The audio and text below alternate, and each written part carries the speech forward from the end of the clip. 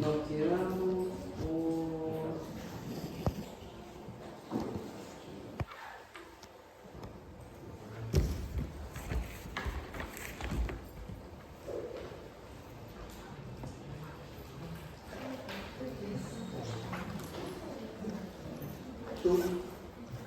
¿Cuánto deben medir las partículas para que se encuentre el binomio por el mismo notorio?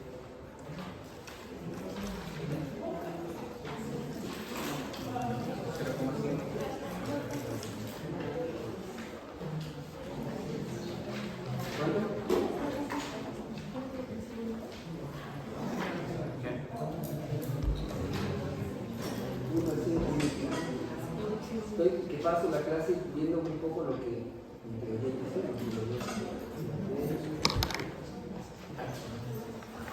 aquí empezamos. Este es un poco el resumen de lo que estamos haciendo. A ver, por favor. Esta clase se queda acá, esta es la que va a copiar, no la anterior, que era una clase que acabamos de hacer. Entonces, ahí tienen ustedes todos los factores que estamos realizando para lo que es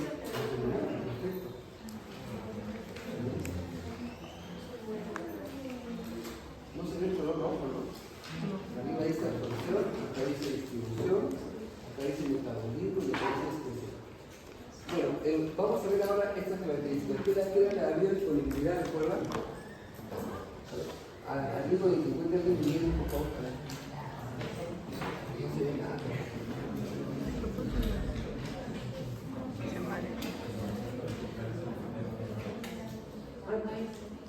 ¿Qué era la biodisponibilidad, doctora?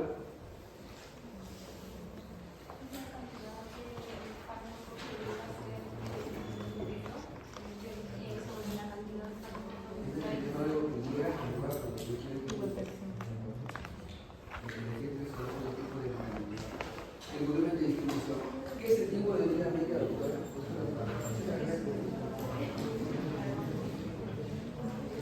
Sí, porque la clase sé que la tienen, pero tienen la clase antigua, no la clase nueva.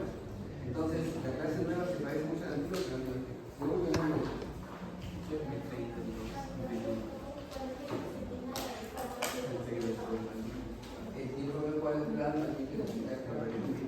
Entonces, partiendo de eso, podemos empezar.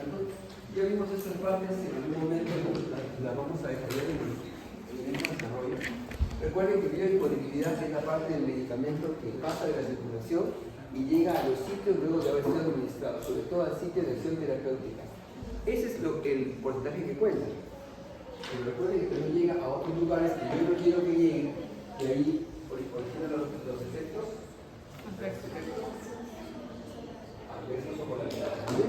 El primer paso es una de las causas por las cuales la vía oral limita mucho la cantidad de biodisponibilidad de los fármacos en general, no solo para ellos. A mayor primer paso, menor biodisponibilidad, eso que esté muy claro.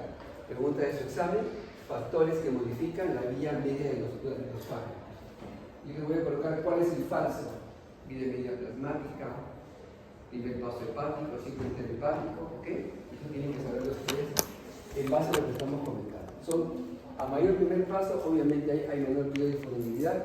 Vemos también de que esos son los factores que evitan la absorción. Ya para cerrar con el tema de la absorción, la solubilidad del fármaco. ¿Cuáles serán más solubles? ¿Los fármacos hidrofílicos o lipofílicos? Membranas celulares de carácter lipídico. Entonces, los fármacos liposolubles, la velocidad de disolución, eso lo vimos en liberación, el flujo sanguíneo, en la práctica lo han visto, ¿no? Flujo sanguíneo, ¿cuál es la importancia de esto? ¿Por qué hicieron ese experimento en la rata y le colocaron en el peritoneo y se dieron cuenta por qué actuaba muy rápido? ¿Sí? ¿No? ¿Lo has visto en la práctica? Todavía no. ¿Con práctica?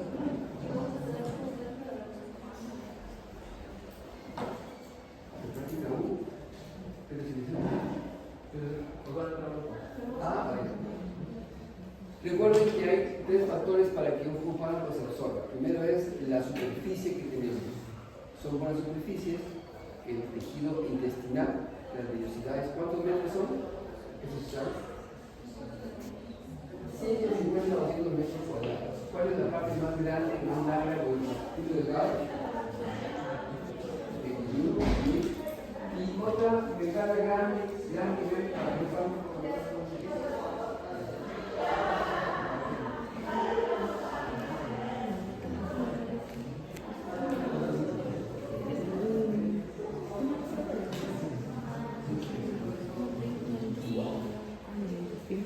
Entonces, el grosor de la membrana, la cantidad de flujo sanguíneo y la extensión son los tres factores más importantes para que un fármaco se digiere. Eso lo vamos a ver en la práctica. El flujo sanguíneo, la concentración en el sitio de absorción, para eso es que será una vía para cada una de estas vías moleculares, la interacción medicamentosa, las vías de administración y sobre todo el efecto del primer paso.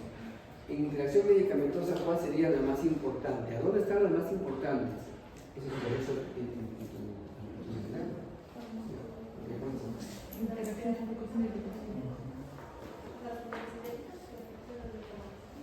no.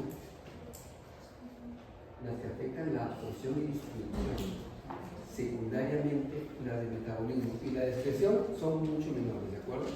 Bien, entonces, siguiendo con ese verso, vamos a ver, todo eso forma muy importante fuerzas para que se den la biodisponibilidad, ¿de acuerdo? Por eso en la vía intraperitoneal tenemos una membrana pequeña, con bastantes vasos sanguíneos y extensa, de manera que esa es la razón por la cual el ratón finalmente tiene efectos más marcados. Inclusive puede que haya fármacos en que la vía intramuscular tenga menor absorción que la vía oral, justamente por el mismo carácter que tenemos de los fármacos por ahí administrados. A ver, entonces pasamos a la sesión teórica 2, esa era la última parte de absorción. Una vez que penetran los fármacos al plasma, los tiene que llevar a alguien a los sitios de hielo respiratorio. ¿Quién los lleva? El plasma. ¿Por qué? Porque una vez que se llegan a proteínas, una vez que todos en el sistema nervioso se llegan a proteínas, ese fármaco no es activo. Quiere decir, el fármaco ligado a proteínas no es el que hace la acción terapéutica, le hace el fármaco libre, ¿cierto? La mayoría de fármacos, al ser a circulación venosa, se distribuyen en granas terapéuticas y luego se da la acción, el efecto colateral y después se da el metabolismo, la excreción. ¿Qué falta ahí entre ellos? Leer entre líneas. Cuando los fármacos se distribuyen, puede que lleguen a lugares en los cuales se depositan, sobre todo en el hígado y en tejidos sólidos, ¿de acuerdo? ¿Eso qué simboliza del proceso farmacocinético? Esta es la curva que también han visto seguramente en su práctica, los que han hecho la práctica, ¿sí? ¿Esto qué simboliza? La absorción. ¿Esto qué simboliza? El metabolismo y la excreción. Este es el efecto de equilibrio o el efecto pico, ¿de acuerdo? De manera que cada fase de la curva que ustedes van a hacer en la práctica tiene una explicación en la farmacocinética, inclusive esta de acá. Recuerden, ¿se acuerdan esta área cómo se llama? Periodo de latencia. No, acá, ¿cómo se llama esta área? Área bajo la curva, ¿no es cierto? Entonces, ustedes han visto en su experimento de que colocaban una dosis y no había efecto, ¿no es cierto? No efecto, estaba por acá.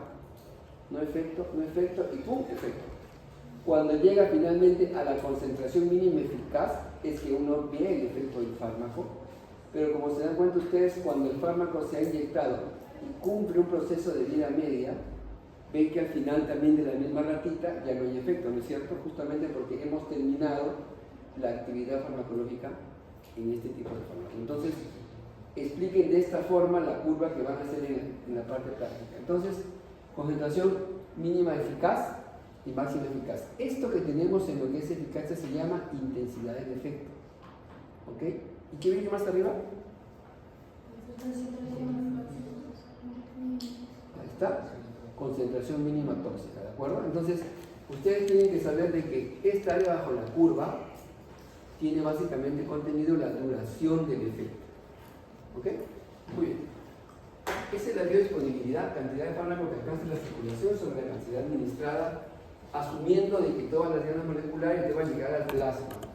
¿Eso es cierto o es falso? ¿Todas tienen que llegar al plasma para que actúen o no?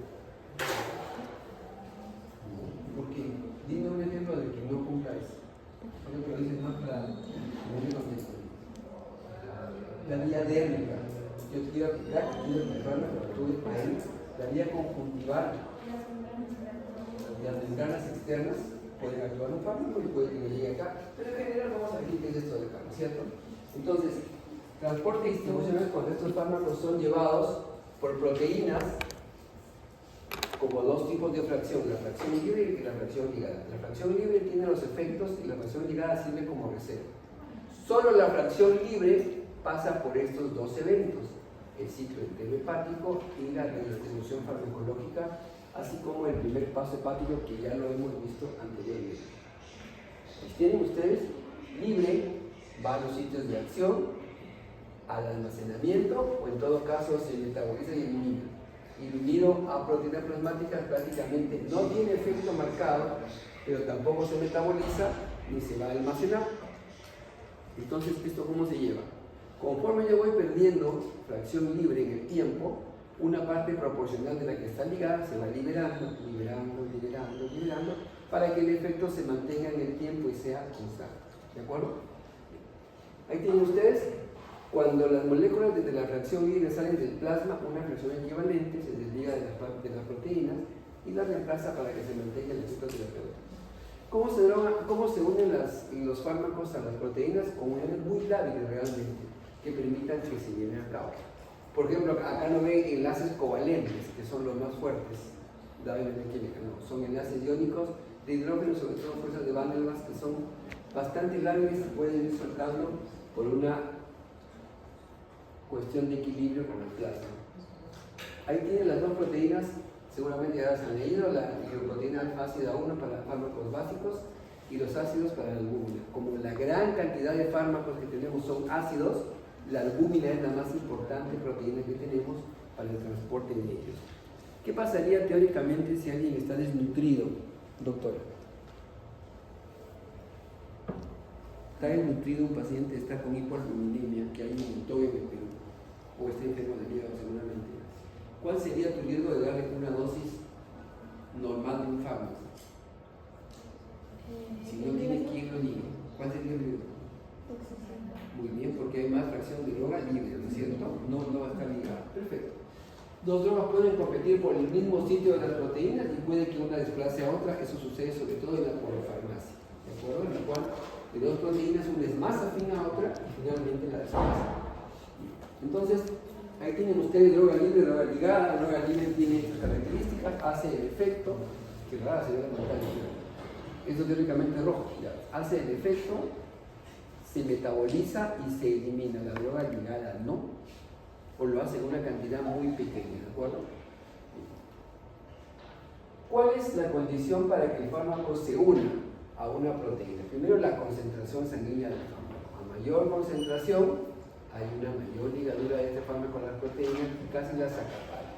Inclusive la constante de asociación del fármaco a las proteínas es muy importante. Generalmente es muy pareja entre fármacos ácidos, es prácticamente la misma. El número de sitios de fijación disponible en cada molécula de la proteína plasmática, interesante en la polifarmacia. Hay pacientes que toman 4 o 5 fármacos y están por ahí. No sé si tienen familiares que toman fármacos antihipertensivos, antidiabéticos, su aspirina y para su colesterol. Y están por ahí. Por esto, condición para que eso lo toleren y que estén bien nutridos. Ya saben que el nivel proteico es muy importante, ¿de acuerdo? Y la cantidad de proteínas plasmáticas circulante. Entonces, vitamina plasmática, ya lo comentó la señorita del fondo, es la cantidad de tiempo necesario para eliminar el 50% del fármaco. Y depende en gran medida de las mismas proteínas. Otro riesgo que no me ha comentado, aquí adelante, señorita usted, es de que si hay mayor fracción de droga libre, el tiempo de vida media va a ser más corto del fármaco, ¿de acuerdo? No es que no se reservan proteínas. Okay. La fracción ligada no cruza membranas, no pasa a los mérulos, no se expone a la transformación. Recuerden, la hipoalbuminemia y la ingesta de varios fármacos puede que generen un trastorno en este nivel. Ciclo entero hepático. ¿Quién hace ese ciclo entero hepático? Profesor Galán. ¿Quién hace ese ciclo entero hepático? ¿Quién es Galán? ¿Quién hace el ciclo entero hepático en tu fisiología y en el ciclo pasado? ¿Quién lo hace normalmente?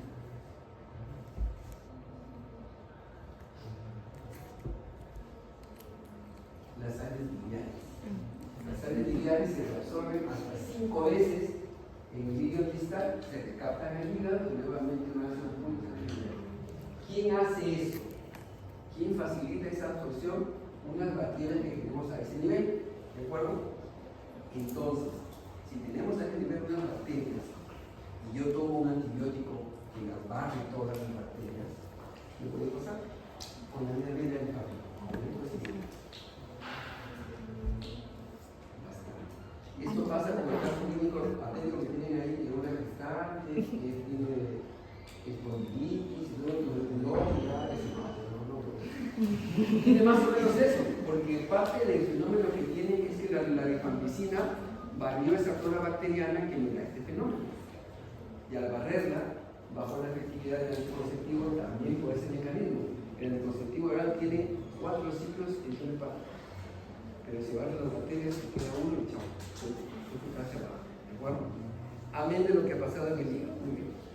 Entonces, teniendo esa consideración, el ciclo interhepático es muy importante para mantener el nivel plasmático de los fármacos. Aquí tienen el dibujo, líquido distal, aquí están las bacterias que disocian toda esta trama biliar y vuelven a recaptar las sales por la vena porta, llega al hígado y nuevamente pasa a la circulación celular. Como digo, imita un ciclo de las sales biliares y puede que esta sea hasta 4 o 5 ocasiones. Tenemos el primer paso hepático. Ahora, doctor, el primer paso hepático disminuye o incrementa la vida media de un infarto. ¿Solo se da en el hígado? Te puedo preguntar eso al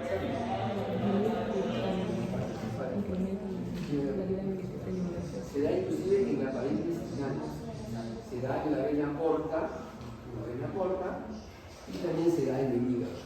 Tiene 3 fenómenos, e inclusive lo que acabo de comentar es cierto.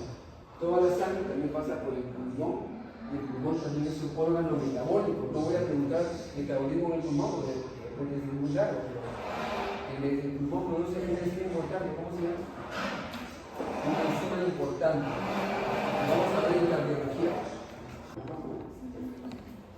Entonces, el fármaco puede que pasa por el hígado y una parte